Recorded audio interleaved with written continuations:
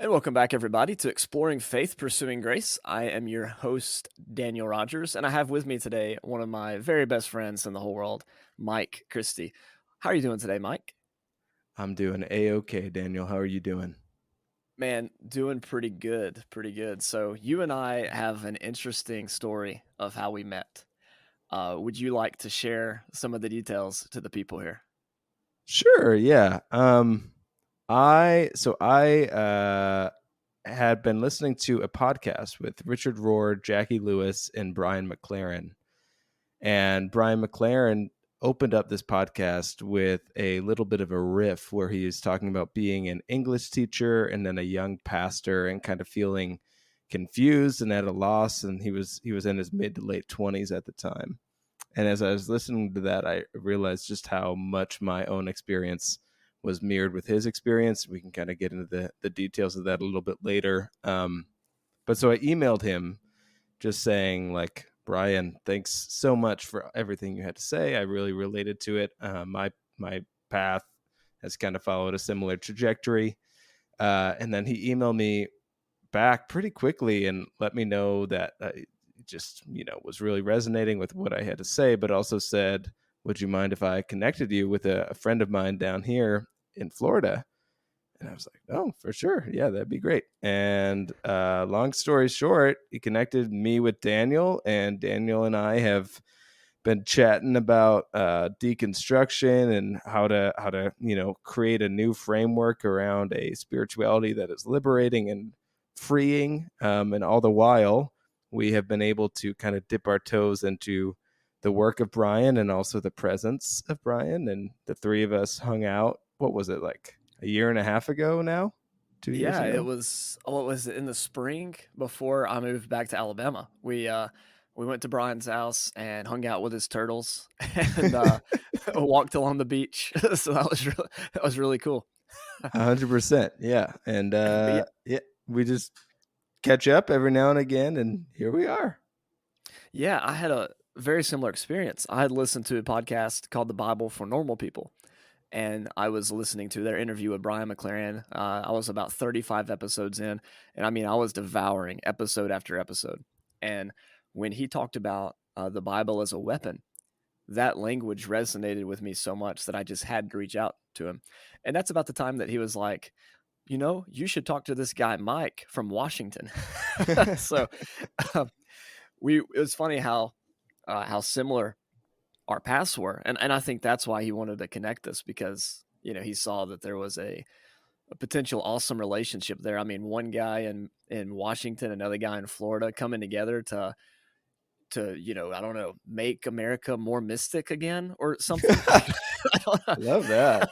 Yeah, whatever. So That's great. anyways, I had a wonderful relationship, and that's when we found out that Mike's family lived close to where I was living in Florida, which just made me so happy. And we had a great day together. And yeah, like you said, we've been friends ever since. And that's when he sent out the email a few months ago, back I guess at the start of the year, saying, "Hey, I'm going to release a book called Are We Seeing This? Who wants to pre-order a copy?"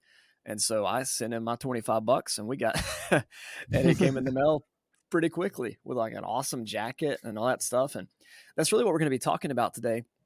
But first, I kind of want you, if you could, Mike, give us sort of a snapshot of who you are, who you were, where you were, who you are now, and how all that fits together, and how all that should make them want to listen to all 82 minutes or whatever this thing is going to turn out to be. I love it. Yeah, I joked with you, Daniel, before we started recording that I was born, and before then, I don't know what was going on, which is sort of an approach that I try and take. A little spice of mystery, but I grew up Catholic, and my family was raised outside of Detroit, so a town called Royal Oak in suburban Detroit, Michigan. And then around fifth, sixth grade, my family kind of got a little disenfranchised by the Catholic Church that they were involved in. Started going to a non-denom mega church. I got involved in the youth group there. Was pretty resistant at times to like some of the things that were being spoken, just because it seemed fairly superficial. I'm a 4 on the Enneagram, so I just really desire authenticity and realness, and creativity. And I picked up pretty early on in high school that the youth group was just a series of, here's why we don't have sex before marriage, and here's why we don't do drugs, and here's why we don't drink. I'm like, okay, well, what do we do? Because this seems pretty anti a lot of things, and it wasn't all that engaging or interesting. But at the same time, it was a And now space that you're allowed to do all of those things. yeah, exactly. And I do all those things. Oh my uh, goodness. Yeah, but I um, think a lot of people in our audience can resonate with that because yeah, a lot of us grew up with this culture of your shorts have to go to a certain point on your leg, and there are certain things you can do, certain things you shouldn't do. Leave room for Jesus, this sort of thing, and your whole life revolved around a list of things that you weren't supposed to do, and where's the freedom? Where's the joy? Where's the liberation? Where's what we're for? So I think a lot of people can resonate with that for sure. yeah. It's kind of it's wild, just this way that it'll box you in, and then you can either kind of just adhere to it and have a pretty clear line of whether or not you're like doing good or not in the eyes of that system, or you can be like, well, this is BS, and step outside and start asking questions. And yeah, I think that's what started happening for me. It happened quite a bit throughout high school. But I was involved in like English classes were the place that I really came alive. So honors and AP English, and we'd talk about Emerson and Emily Dickinson and Henry David Thoreau, and finding meaning in nature, and like a broader conversation of spirituality really spoke to me. So by the time my senior year rolled around in high school, I was pretty tapped out of the youth group vibe. But I had also decided that the best place to continue my education would be at Moody Bible Institute, particularly because I wanted to live in the Pacific Northwest, and that was the cheapest school that I could get away doing it. Um, so their main campus is in Chicago, but they had a campus out here in Spokane that has since closed down. So my family and I got in the car, drove all the way out to Spokane, Washington, and I went to Moody. I unpacked my bags, set up my speaker system, and the first thing I did was play some music that was, in the eyes of my housemates, sacrilegious. Oh It was no. probably What? Vampire Weekend. Oh, okay. Very risque. Yes. Yes. And I moved in at that time. I had been reading some Rob Bell, actually with my mom. We had like kind of picked up what we talk about when we talk about God, and we're just processing through that, and just the notion of like maybe leaving all of spirituality behind isn't necessarily the answer. Maybe it's more about like finding a more open way to talk about it. But the first night that I was at Moody, I remember moving in some of those Rob Bell books, and one of my housemates asked my RA, "What do you think about Rob Bell?" in a kind of tongue-in-cheek tone. And my RA, who has since like come around to like being like, "Oh wow, I'm surprised I said that," but was, I don't think Rob's necessarily going to hell, but I think he might take a lot of people there. Oh And man. that, yeah, that began like a years long journey of learning the complete opposite of everything that I wanted to believe about spirituality, uh, through my education, and then going home and like reading Richard Rohr, Rachel Held Evans, and trying to learn the rebuttal to this like narrow minded, boxed in spirituality, which was tough, but it was also extremely formative. Well, I know that a lot of people that are listening can relate to that because they were probably pressured to go to a school like Moody. In our particular tribe of the Churches of Christ, they probably went to a place like Fried Hardeman or Faulkner or some similar school, maybe even like a seminary type school. And so they can probably resonate with that, with showing up excited, and then, immediately the first weekend, it's like, "Oh wait, you listen to Vampire Weekend and read Rob Bell? This might not be the place for you after all." And just that whole year-long process of it dawning on you that, like, man, I'm really learning what not to think here, and I appreciate that, but This is just killing me, spiritually, feeling suffocated, feeling like you're in that box. So what happened after that year? Yeah, I ended up transferring to a Presbyterian university that's just like a private liberal arts school out here called Whitworth. And long story short, I think that like I was definitely dabbling in the progressive mystic world of Christianity for since that summer of my senior year of high school, and learning from all those writers in this camp that have formed and framed so many things for a lot of us. Brian McLaren definitely being one. And got involved in a more progressive, open-minded spiritual community out here called Branches.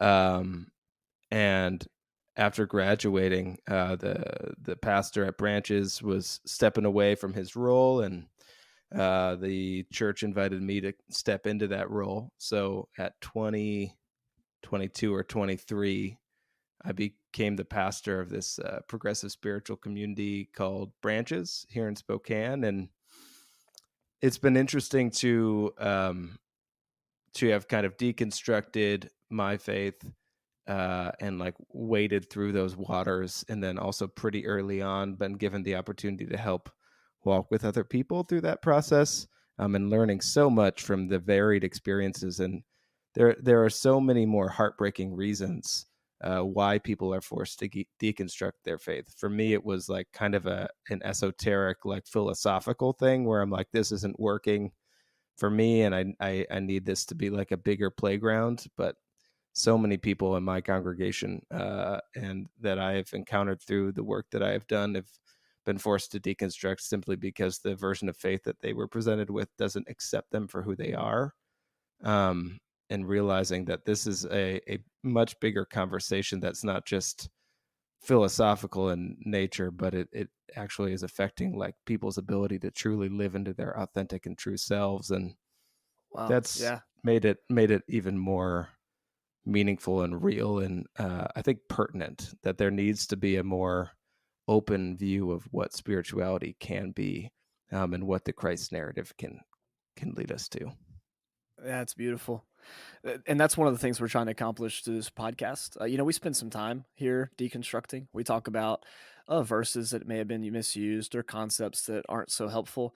But what we're also trying to do is help people, if they're ready for it, if they're even ready for that season, to enter into a form of reconstruction. Rediscovering who Jesus is and what He can be for us, and what we talk about when we talk about God, as you mentioned a while ago. So, all these branches, just real quick for any of our listeners who may be in and around the Spokane area, what's your website for that church, Mike? Yeah, it's allthesebranches.com. Allthesebranches.com. And so I keep up with them on Instagram. They got great. I loved your artwork for your sermon on Halloween. That Oh, was thanks. awesome. The ghost stuff. That's just a really good job. So you can follow those guys on Instagram. You can look them up on Facebook and on online as well. And that led you to writing your first book, right? What was it called?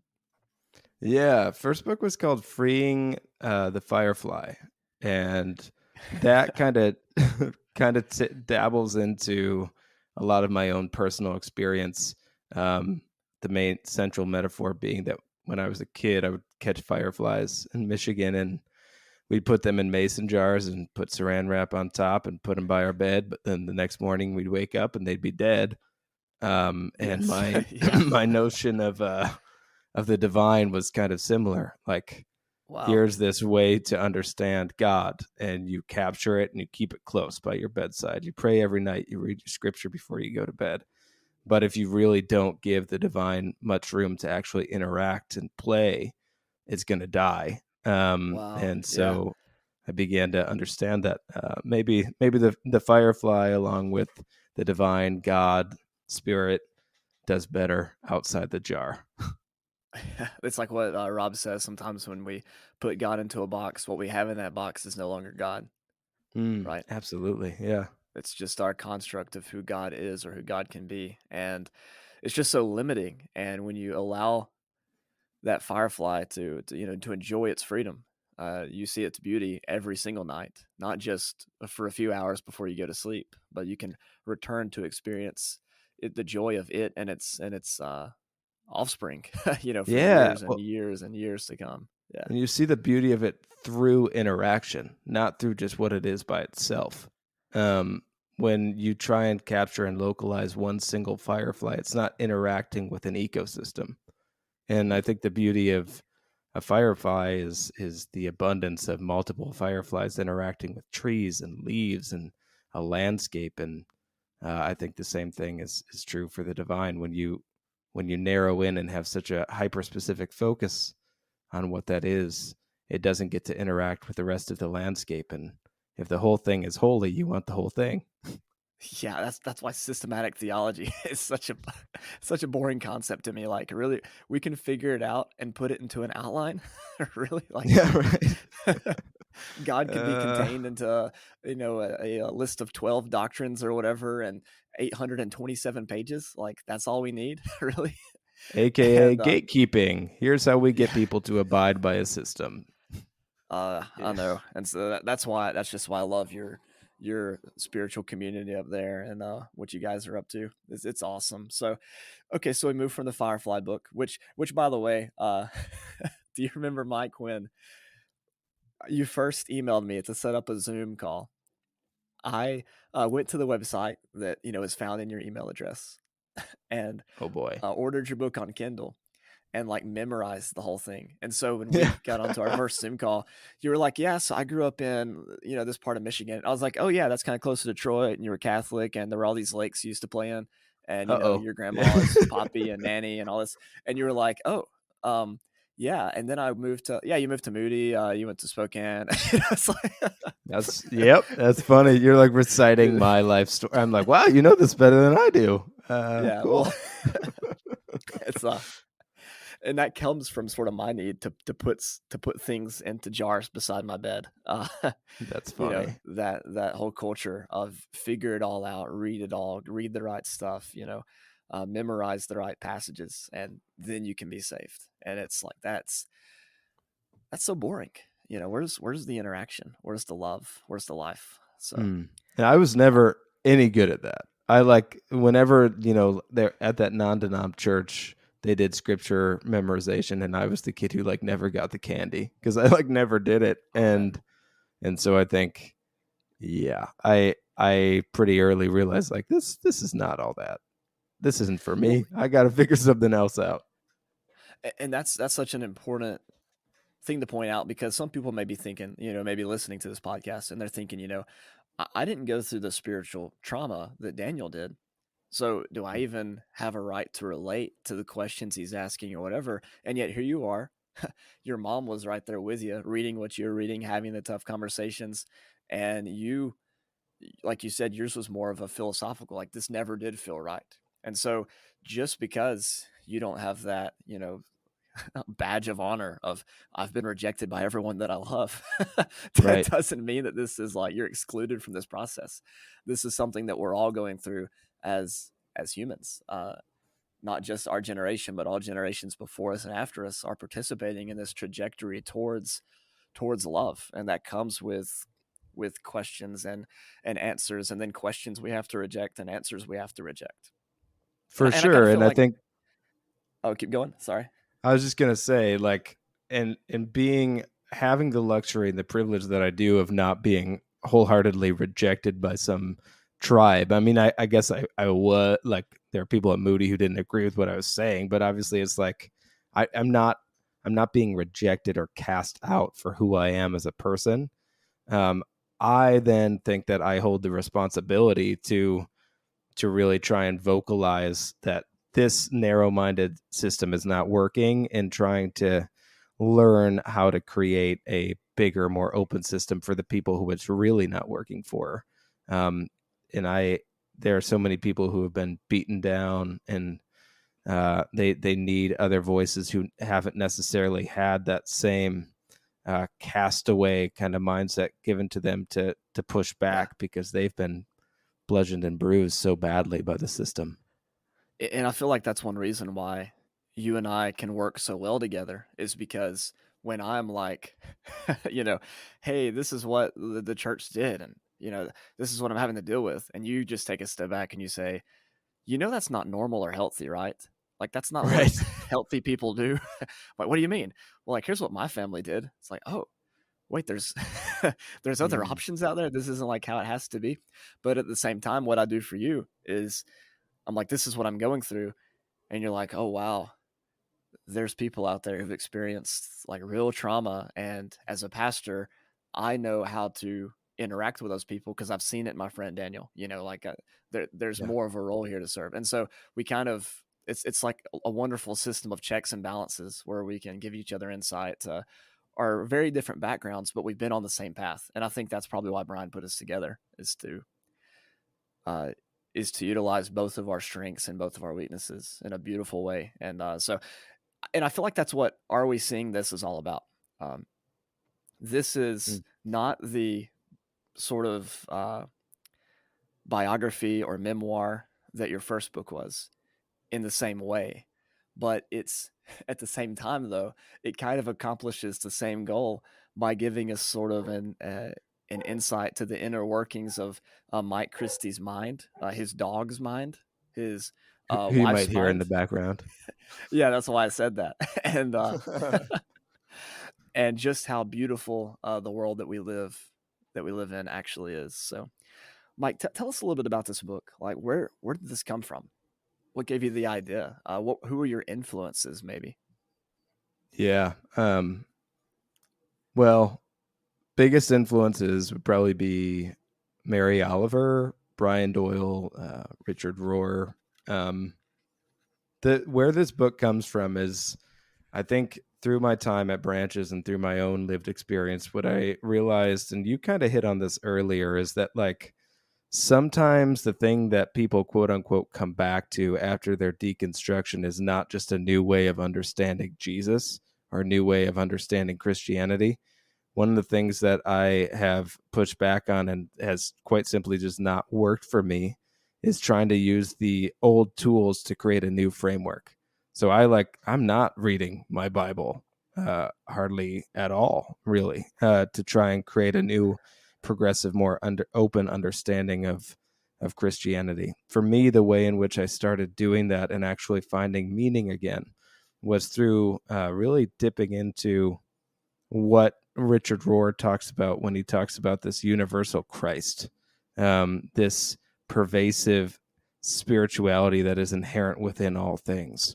And so, Are We Seeing This was my attempt to try and look out on my day to day life, the common occurrences that are happening, and seeing the pervasive, abundant spirit or divinity or meaning or flow or whatever name you want to attribute it, uh, that's everywhere. That's in all things. That's in the common and the everyday moments, and capturing those observations, those things that I'm seeing into poems and essays, and just giving space for a spirituality, a meaning, a Christ, whatever name, giving space for that to exist freely and outside the context of some religious framework, but simply through the framework of interacting with what is showing up in my day-to-day life.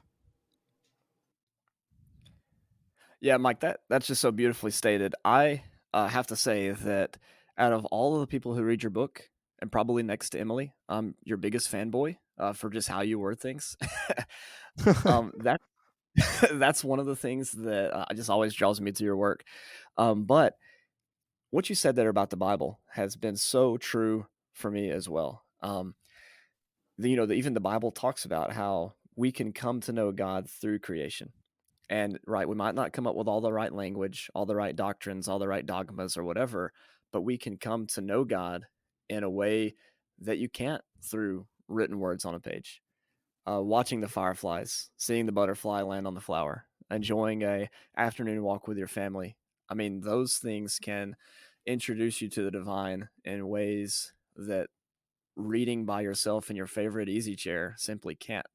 And so I appreciate that so much. One of the things you mentioned, Mary Oliver, one of the quotes I recall from her is where she said that the only command in the Bible she ever followed was consider the lilies. Yeah, totally. That's awesome.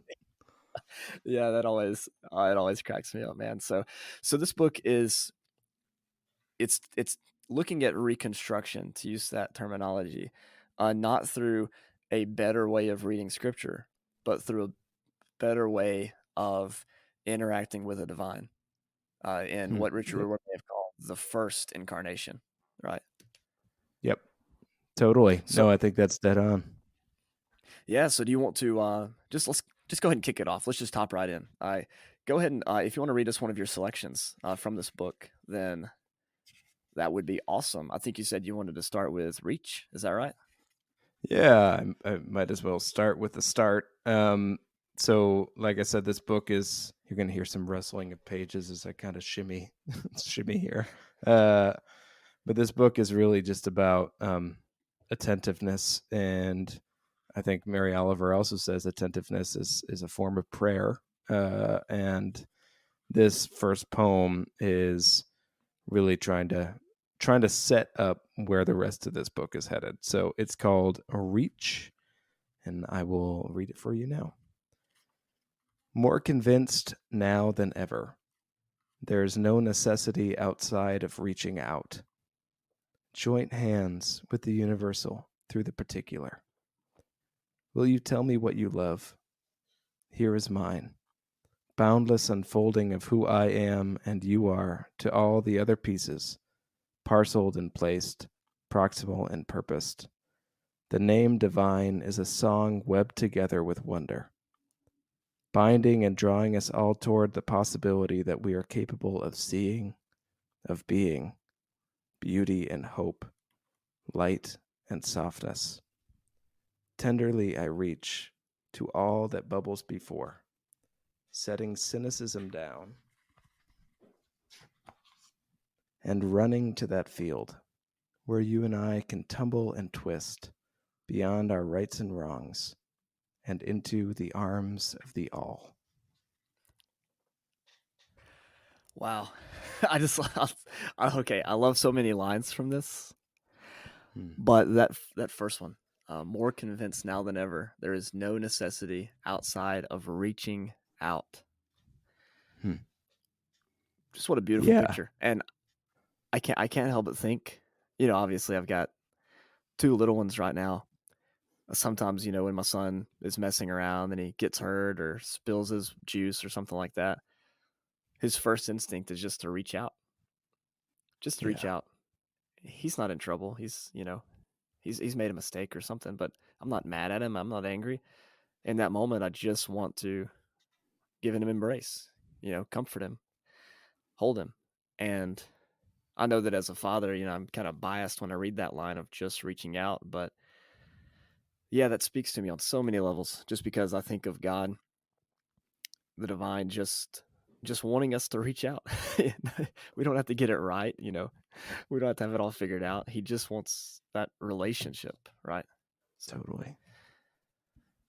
Yeah, and I think for me, I mean, that's so much of where it's coming from is yeah, there's, I think the way we discover the divine, whatever that is, or the Christ, is through interaction, is through, the whole idea, two or more are gathered, there I am. But I think more in like a day to day, just very real sense, when you're interacting with something, you are given the chance to see it and to recognize the divinity that might be right there, and to reach out and to invite yourself into that interaction invites you into an opportunity to recognize a world far beyond just one's own point of view and one's own scope. And that's just how we expand the notion of the divine and the notion of the meaning of being here at all. So I love what you said though about being a dad. I don't have kids, but I can totally imagine. Yeah, just the reaching up of the arms. That's a beautiful image. yeah, and I think about in the creation poem in Genesis 1, how God made humankind in his image, and he says in male and female. And how in Christianity we've restricted the role of teaching, of communicating, of dreaming to, male leadership in so many cases. And yet the full picture of God, what it means to be in his image, is not just male, it's not just female, but it's both working together, the unity and the diversity, all the parts, all the creation can sing 100%. praises to God.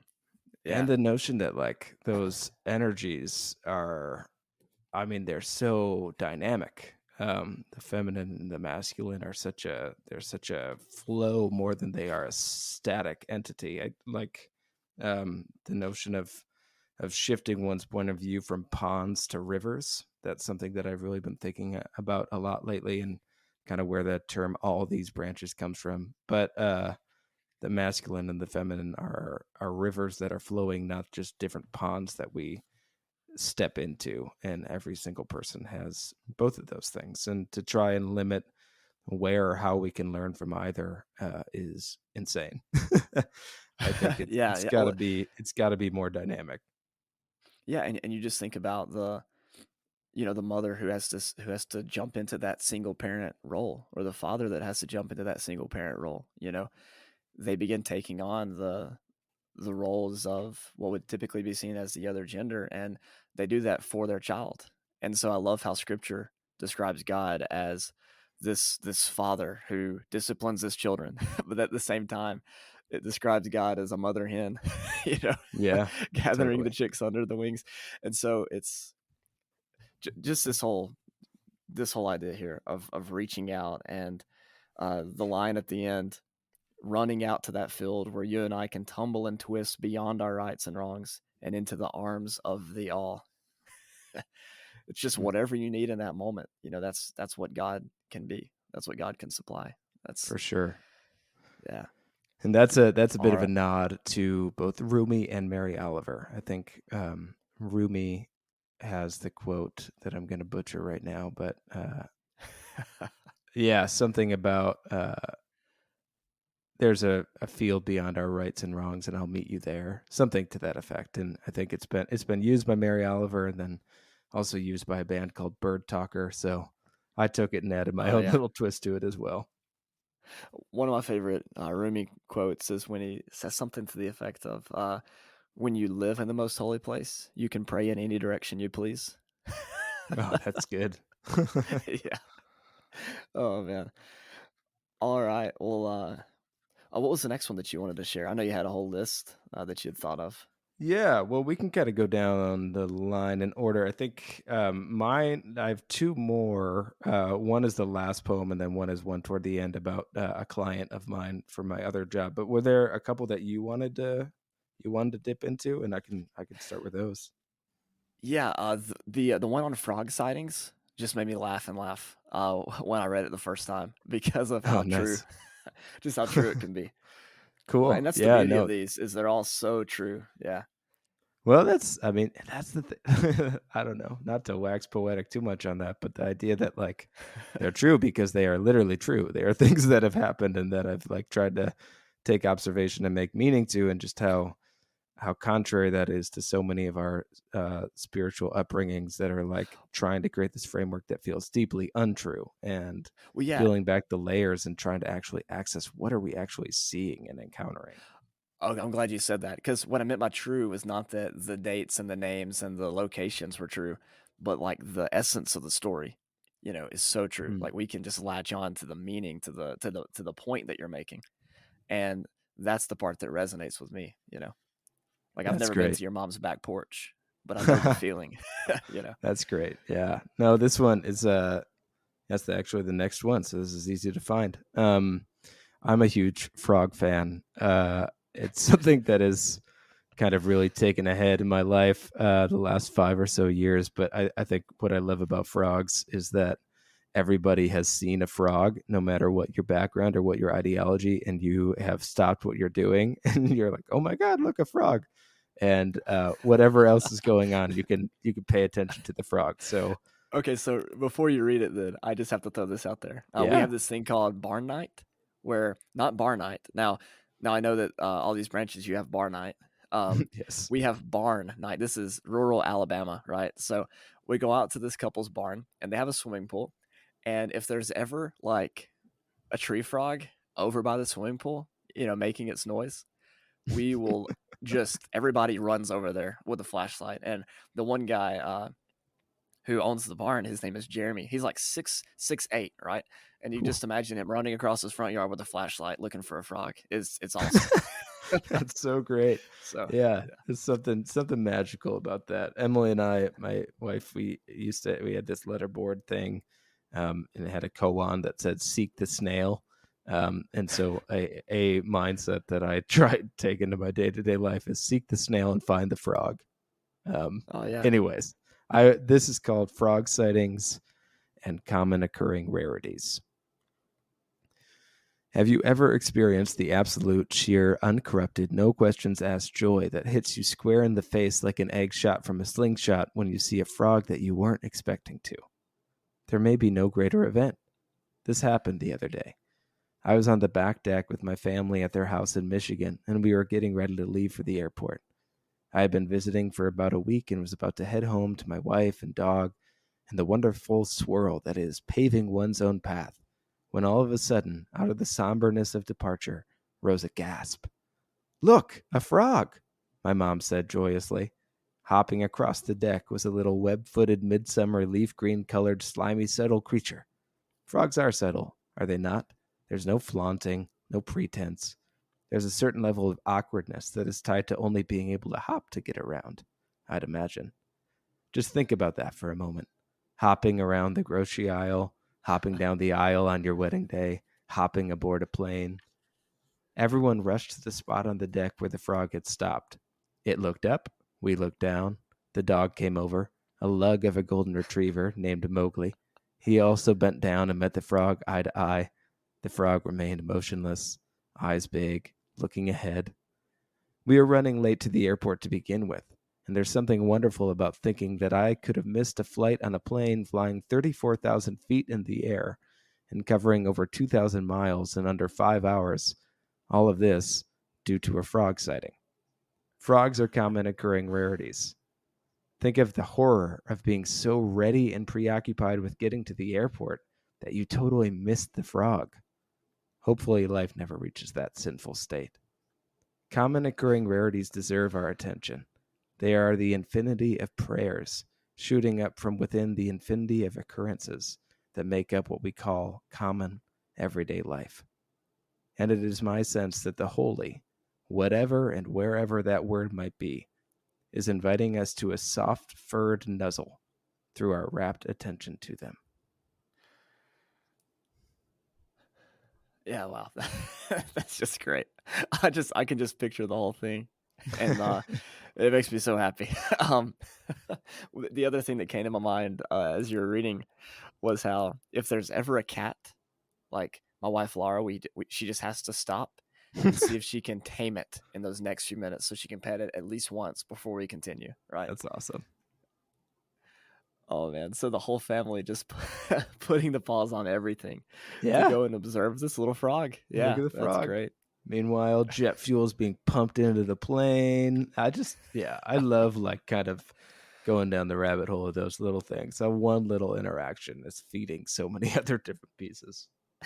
Yeah, and then oh man, and then all of every other event throughout that day happens because you paused just long enough to see that frog. Like, had you left 30 seconds earlier, you might have hit that red light that, Yeah, whatever. Who knows what would have happened. And yet, because you totally. stopped to see that frog, here we are talking today. I know. And that frog has no idea. He's probably 2 generations past at this point. His Yeah. offspring, they're doing their own thing down at the creek. it's I don't know. It's great, which is just another, to come back to the roar idea, and obviously so many other people have spoken to this, and then like it's just a mystic mindset, but literally everything is pointing up and out of itself towards some sort of greater narrative of holiness and interconnection. And to be able to pay attention to one thing is to be able to pay attention to that over story, so to speak. And that's the good stuff in my mind. Yeah, and paying attention to that one frog uh, kind of cues you into the fact that, hey, I might have been that frog for somebody else. Oh Like who yeah, knows the impact that I've had on someone else's life, and I don't even think about them. I don't even know about them. or maybe it was like you mentioned a second ago, maybe it was your granddad or your grandma who had that impact on them, and yet here you are 2 years later hopping down the wedding aisle, not even aware of the bigger story that you're a part of. Totally. Yeah. And just that notion, I mean, to come back to the firefly idea too, but everything is built on interaction, and to kind of understand and not understand, to really be able to be wrapped in the embrace of whatever the divine is to be allowing yourself to interact with as much perspective and possibility as possible. Was Wow, there, yeah. do you have another one? Yeah, we can get to another one as we're as I find it here in my notes. It just kind of reminds me of the interconnectedness of everything, and how COVID really brought that to our attention. Hmm. Your action, one sneeze, one cough, or whatever, could have tremendous effects on the world, or on the world around you and the lives of other people. And we were aware of that, of course, because of flu season and the chicken pox and whatever. But COVID made it so much more apparent just how interconnected we all are, and how Yeah. our decisions affect everything. And I wish I could remember the quote. I wish I could remember. It was a definition that Rob gave one time on sin, and it was something about an intentional disruption of shalom. Hmm. And it was much more beautifully worded than that, but just that idea that the reason why sin is a big deal is not because you're breaking a rule and now you've been struck off the list and you're not going to get Christmas presents this year because Santa Claus knows when you're naughty or nice. It's because our actions matter, and even the little things, even like telling a lie or trying to take something that doesn't belong to you or something like that, can have tremendous effects on the universe around us, just like that frog hopping across the porch. And it's so much more bigger than ourselves. It just impacts the world around us right here and right now. um Yeah.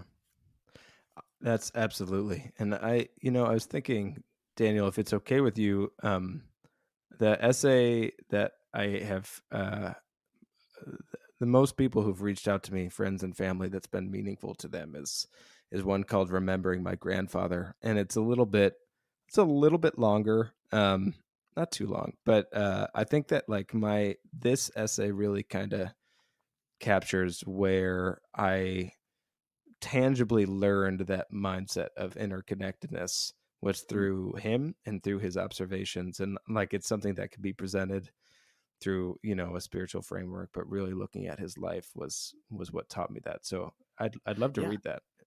Hey, yeah, go for it. And then the deep time of holes comes after that, and so we can go right Yeah, into that one after we talk about your grandfather for a moment.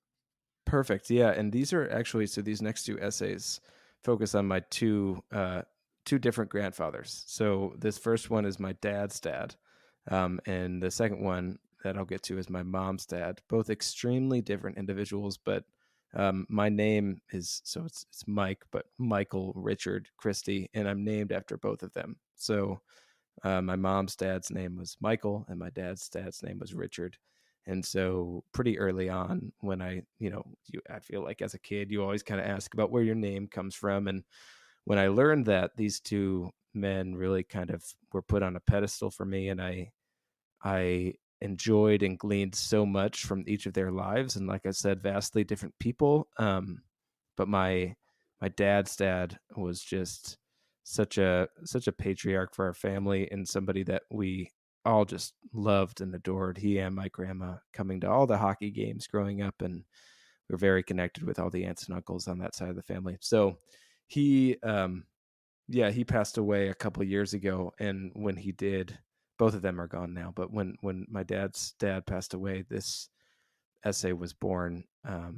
Just kind of thinking back on his life and his perspective, and about 6 months before he passed, he actually came out to Spokane with my parents, where I lived, to visit me and Emily, and my sister was living here at the time.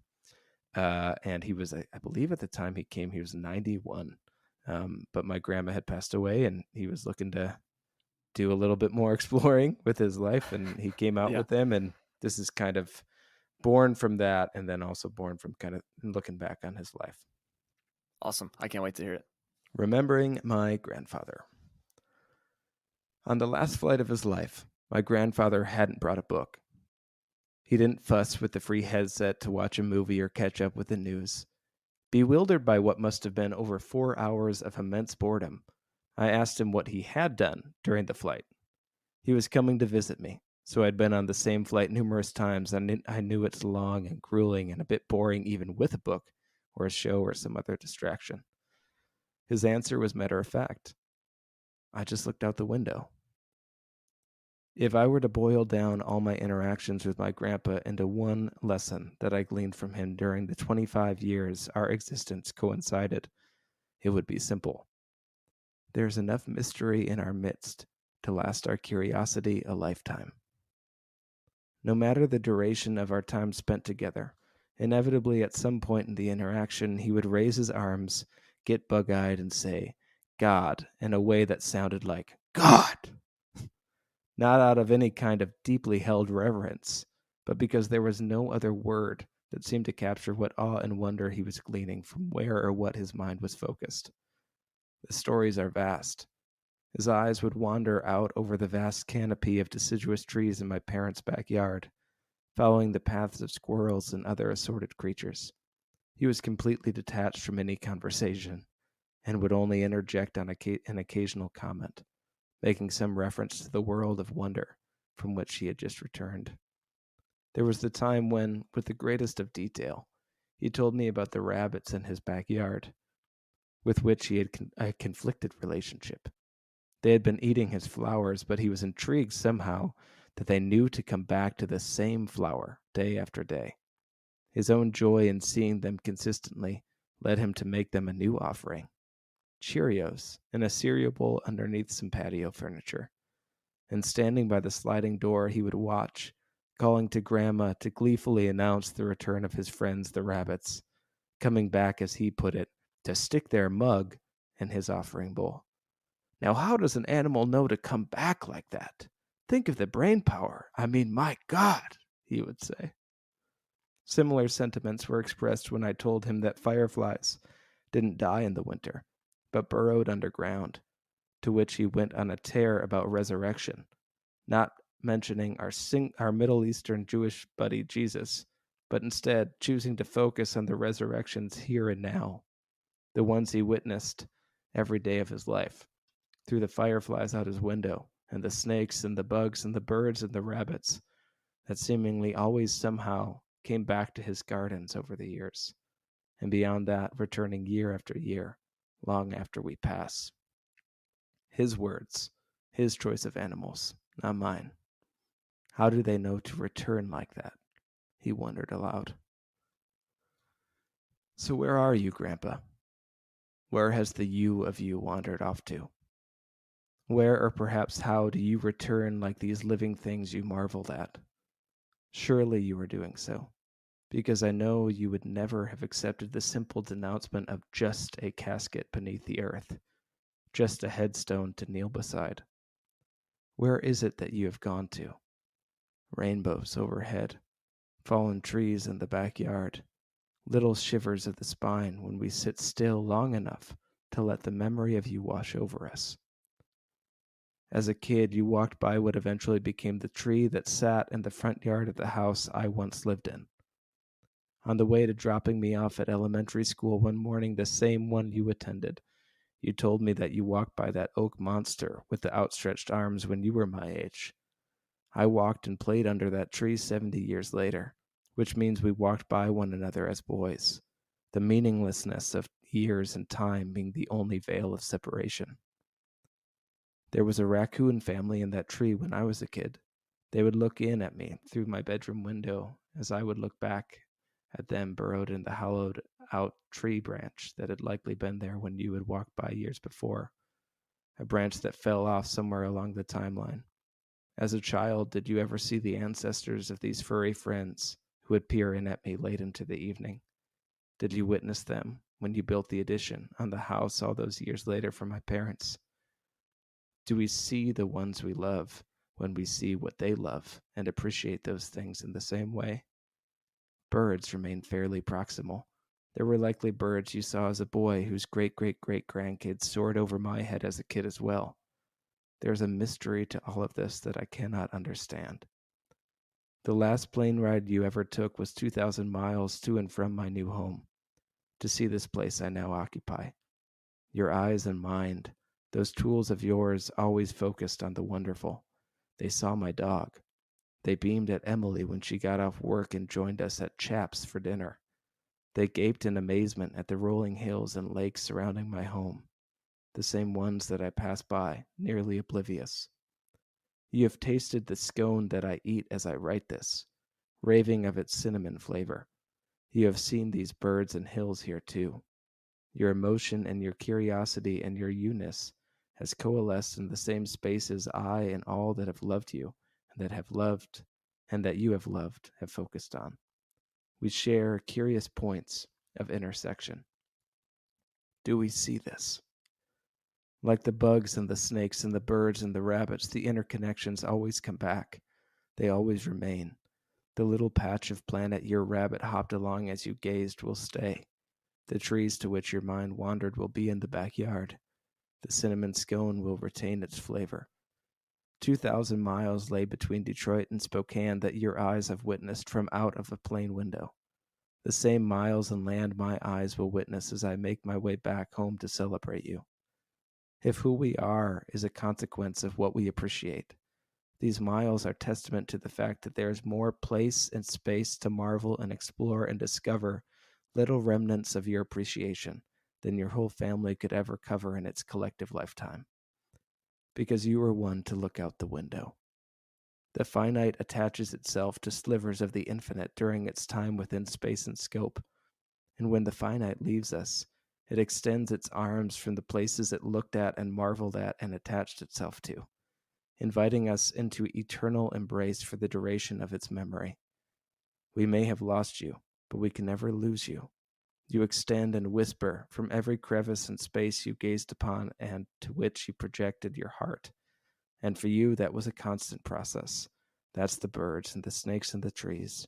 That's the rabbits. That's all of us. There are puzzle pieces that have been littered everywhere throughout the course of your life.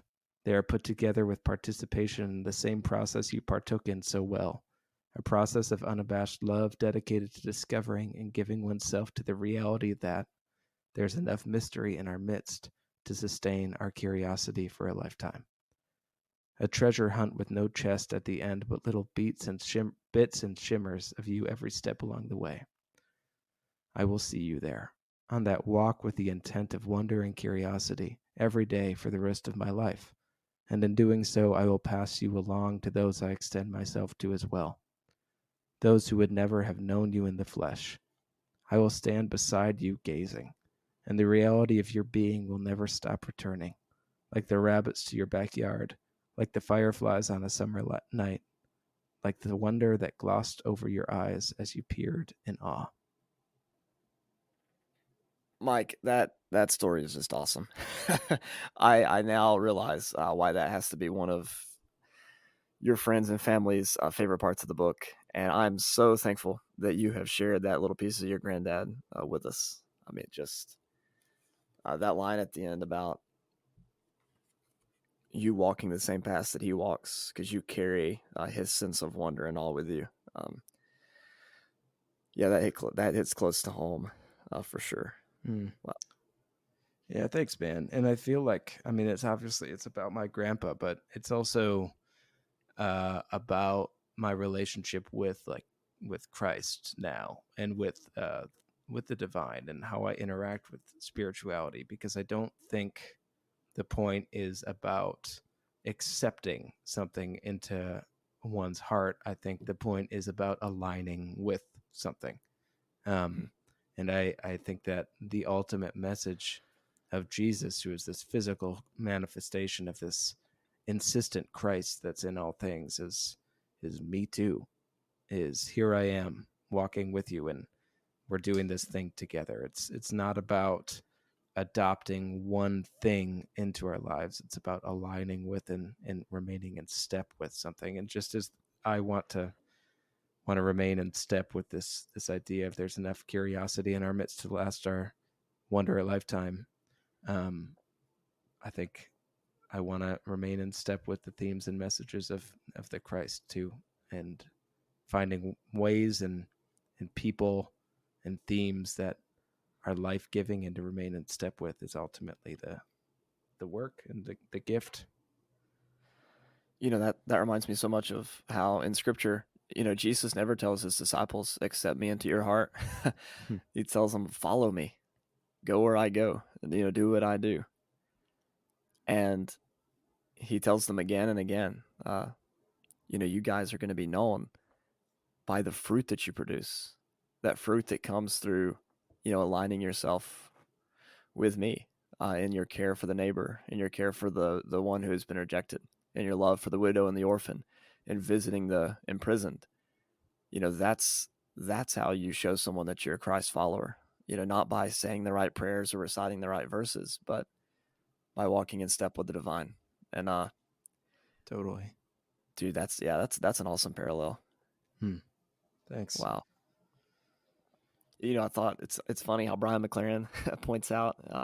I think it was in his book, "Do I Stay Christian?"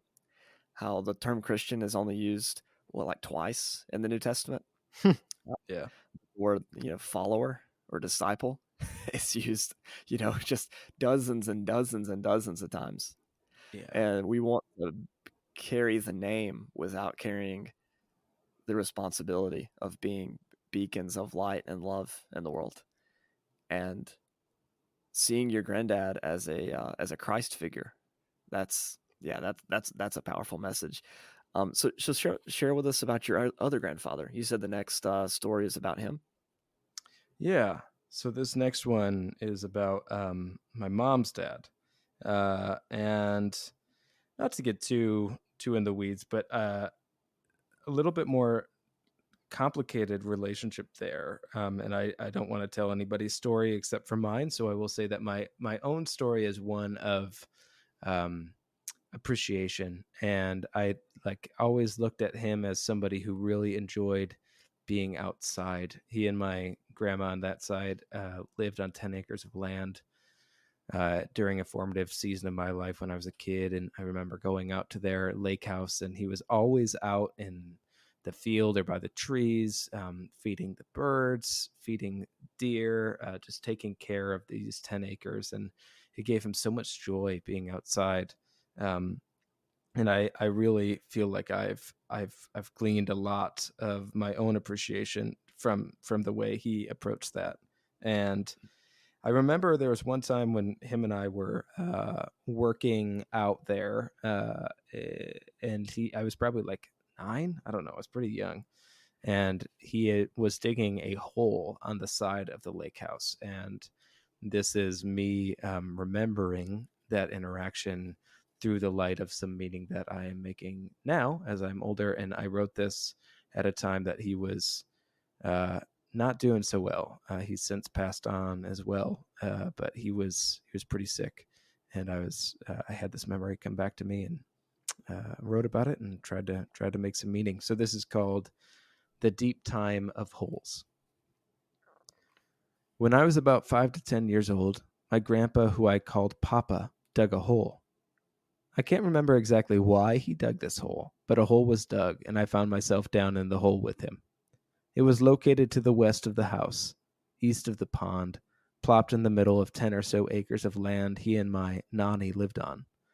While down in this hole that rose up to the top of my young head, Papa used his right pointer finger to trace downward diagonally across layers of soil, sand, clay, and rock. "You're looking at thousands of years right here," Papa said. "Each layer is a different era. Different types of rock exist within each. Can you see? With a good eye, you can see from the coloring the different happenings in the era that you're looking at." I watched as his finger traveled centuries, millennia, not knowing what I was seeing, but also knowing intuitively that I was small. The frogs from the pond nearby carried on with their steady croaking. The cicadas swirled and sung above. Robins landed softly to the south on the old wooden fence with birdseed strewn beneath it. The snake living in the cattails, a blue racer, wriggled its way down toward the water. 15 to 20 years have passed since then. Not enough time to leave its mark in that hole. I sit 2,000 miles away, married and discovering my first gray beard hair. Papa sits at home battling cancer, and what seems like an eternity in the scope of the two of our lives is nothing. In the time of the hole, we are still standing there within. Wow. And I know it says in the book that your papa passed away shortly after you reading this or after writing this. Yeah. I know that had to be tough, but and yet Yeah, still we're within the space of that hole. You know, it hasn't even been another layer hasn't even been added yet. absolutely. And that's there's this beautiful book. It's about caves and deep time by this guy named Robert Macfarlane, and he talks about being in this cave, and there's this like this cave painting that is just a hand outline with like clay ochre surrounded on the outside of it, which like this red clay. And he talks about how these cave paintings, they would like stick the clay in their mouth, and then they would put their hand on the cave wall, and then they would blow the clay outside of their mouth, and then it would leave the print of their hand. And Robert Macfarlane talks about how he's standing in this cave and he's all alone, and he puts his hand in the same place where this person from 5,000 years ago put their hand. And he says all this time suddenly melted, and he was just holding hands with this person from thousands of years before. And I love that image. I just love the idea that time is so much different than the way that we think about it, and the separation between us and those that we love who've passed on, and just all of humanity, and even stretching beyond that, is so small, and we're all connected and much more entwined than we might think. Yeah, it's like anytime you visit a national park or maybe even a monument at a famous historical site, and just thinking about the fact that you're standing where they stood. You know, you're walking the paths, walking the streets that they walked, and we're all part of the same story, and not as disconnected as our houses in the suburbs might lead us to think. Right? Yeah, absolutely, Well, totally. all right. Well, you said you had two more to share, right? You Yeah, said you had two sure. towards the end that you wanted to. Yeah. So Yeah. I know that the man, are we seeing this? That's okay. Maybe we should say this. You shouldn't depend upon Mike to read all these for you. You should go to Amazon or your favorite bookstore and purchase this thing. I saw that you put it on sale for fairly cheap. So the paperback. So you should go on Amazon and buy this thing now and read all these poems. Because otherwise, I'm gonna have Mike read the whole book. Yeah, right. It's just it Yeah, can right. double as my audiobook. It'll be perfect. Yeah, there you go. Hey, you did a good job. So, let's see. There were two at the end you said you wanted. But go ahead, go for it. I'll let you lead the way. Yeah, okay, it sounds good. And yeah, it's on Amazon, but also if you have a favorite local bookstore, do that. That'd be fun. And the I made this book in mind with a hardcover. There is a soft cover that you can get on Amazon, but I'm proud of how the hardcover turned out, and your local bookstore should be able to order it Oh, if you really? go chat Awesome. with them. Yeah, Okay. totally. Um but yeah, I so this is kind of shifting gears a bit, but I'm not just a pastor. My main job is housing case management. So I work with people who have been experiencing homelessness for quite a while. A lot of my clients, especially now, have a dual diagnosis of some sort of psychiatric disorder and some substance use disorder. So I'm working with people who are coming out of a psychiatric hospital here in Washington, and there are people who have just a swirl of life experience, and have been really dealt And a tough hand. Yeah. and I laugh because you keep collections of frog books to show them, right? In your office. Yes, I So have a when they book come in called and they get The Book of Frogs. Yes. the book of frogs. So when they get a little flustered or whatever, you're like, "Hey, wait, let's just stop and let's look at some frogs." I love it. Okay. Um Absolutely. It's where the human and the human meet, and the client and the case manager take a break. yes, Um, exactly. so this is a reflecting on an experience I had with one of my clients who was potentially going to get evicted from their housing, and they were very stressed. They were very worked up and just worried about what was going on, and we were on hold because we were trying to call I believe it was DSHS or some sort of government agency, because they were trying to access their food benefits. I can't remember the specifics, but it's just basically about kind of what I just hit on, the idea that there's client and there's case manager, and then there is a human and a human. And I think it's important to remember that anybody that we encounter, somebody who's experiencing homelessness, somebody who is ideologically vastly different than us, all those things are just like roles and masks, and really we're human beings, and humanity should always take precedent over ideology in my mind. So this is called The Light Behind. A client was in my office after a housing contingency plan, a meeting where property management kindly but firmly let her know that any more lease violations could lead to termination of her housing, the housing that got her off the street. She's in my office now. There's a punctuated silence, but it breaks. It feels like someone has sucked the joy out of me. I can't find joy anymore, she says through tears. Her head is down. She's far away. We are on the phone with DSHS, trying to resolve one of the many stressors that have created this feeling. There is a long hold, as there always seems to be. You lived in Arkansas for a bit, right? I ask, attempting to move away from the burdensome task into reflective memory. She says yes, and she begins to tell me about living there. I mention that I've been to Arkansas. I've seen the hot springs and the hills of the Ozarks. I ask her where she's from. She tells me of the place, its name, how it is hidden by those hills. She rolls her wheelchair over to my computer. We go on Google Maps, and I look up the town. There are about 5 north by south streets and 6 east by west. It is small. It is one you have to zoom in quite a bit to see. One with likely less than 5,000 people. One where people undoubtedly remember her name and think of her and her role there in that little slice of place. On the map, I can see there's a fly shop in the town. Striking given its limited variety of businesses and minimal population. There are flies on my Orvis sweater. We laugh at the connection, and she tells me about the Serpentine River full of trout. It's the geographic marker of the area, and it runs through the middle of town. I can see this. Satellite imagery accompanies memory and story as she tells me how she used to go to the park at Rambaside and bask on the shore, near the railroad bridge, under the trees. She asked to do street view. At her direction, we start in the center of town and make our way out toward the perimeter. As we virtually cruise, we pass by a coffee stand, a store to rent kayaks. We are still on hold. Keep going, she says. The pavement turns to dirt. More and more trees overhang. Blue skies overhead on the screen. Moments before, we have talked about clouds and seasonal affective disorder. Wait, go back. On the dirt road sits an old house.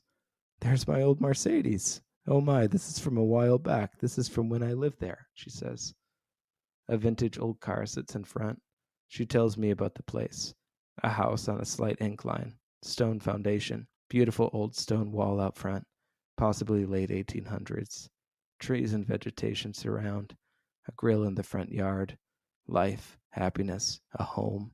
Her old Rottweiler, she says, buried under, as she points, that tree there.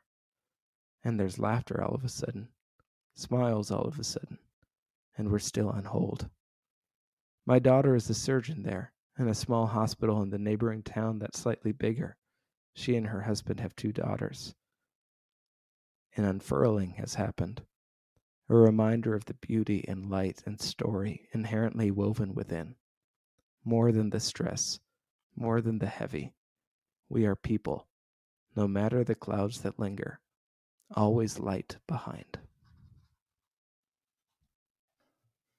Yeah, what a reminder.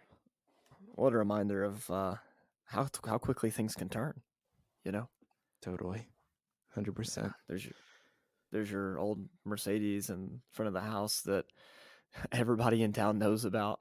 Everybody who knew you, that you worked with, that you went to school with, that your kids grew up with, and now here you are over 2,000 miles away, on the verge of homelessness yet again. Yeah. I mean, it's just, I don't know. It's such a like so many things can be politicized. And whenever like a person is politicized, it's just ugh. And that's so much of what's happened with the homelessness crisis. And I don't know, having worked in this line of work for over 2 years now, and just being able, like I said, to kind of just human to human, like let's have these human interactions. I think they're, no matter what ideology, we could do better with having more of those.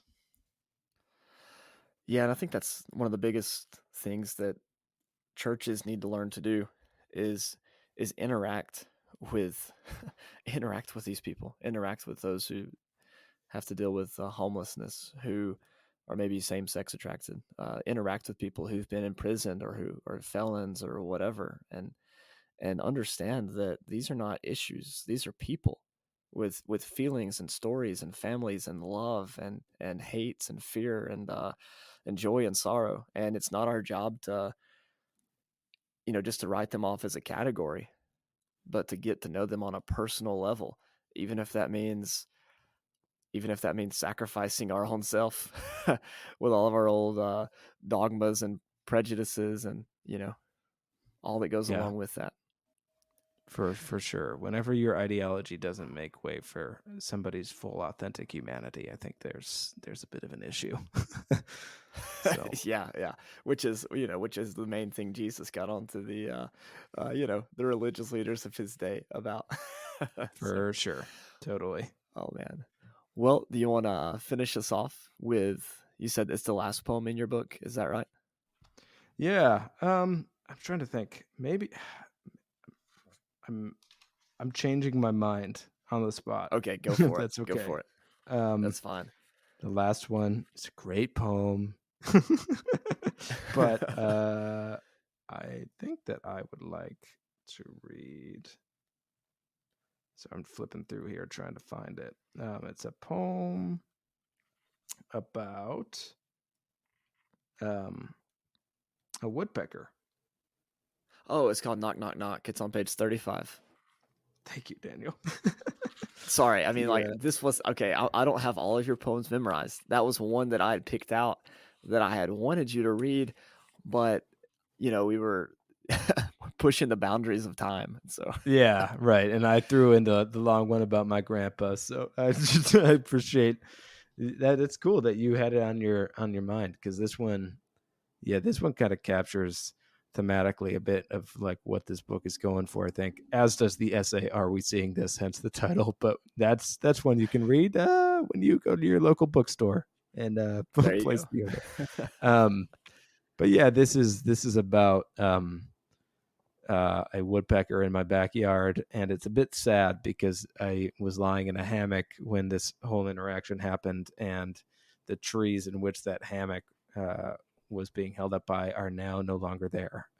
They were Oh, dead, and about to fall on the house or the brand new fence, and they were being eaten by this like type of beetle. Anyways, so it's a bummer. Those trees, but memory. It's all flowing and swirling.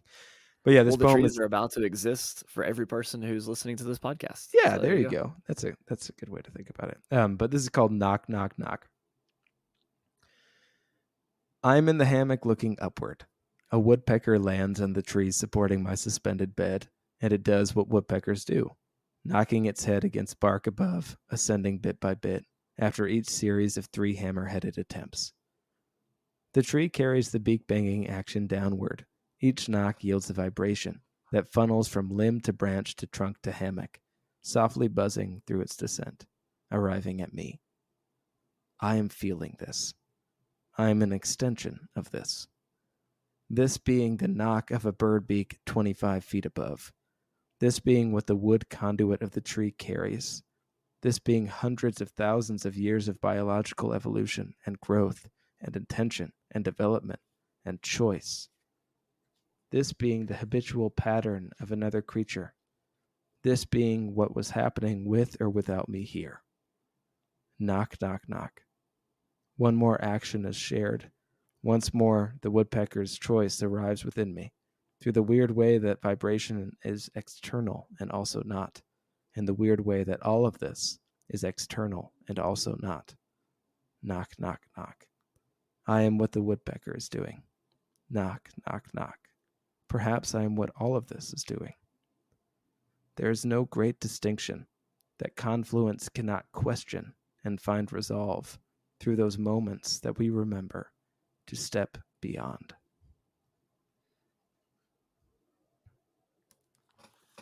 William Wordsworth said that sometimes when we're dealing with nature, we murder to dissect. And so I'm just going to allow that one to stand on its own. How about that? Thanks. That sounds good.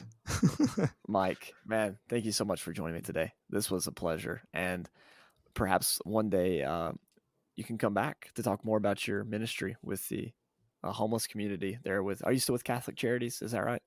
Yeah. Yep. That's the agency that I'm working with for sure. Yeah. And we can sort of circling back, returning to your roots there in a way. Huh? Yeah, exactly. Yeah. How about that? There you go. Good old It's all connected. Catholicism. Can't get away from it. Yeah. No. Oh man. But anyways, thanks so much. Guys, be sure to go check out all these branches online. And if you happen to live in the Spokane area, come on, do yourself a favor. Go get a drink with Mike and spend some time with his church. They're great people. So Perry Street Brewery, guys. There you go. There you go. Thank you all for joining us again. Catch you on the next episode. And as always, God bless.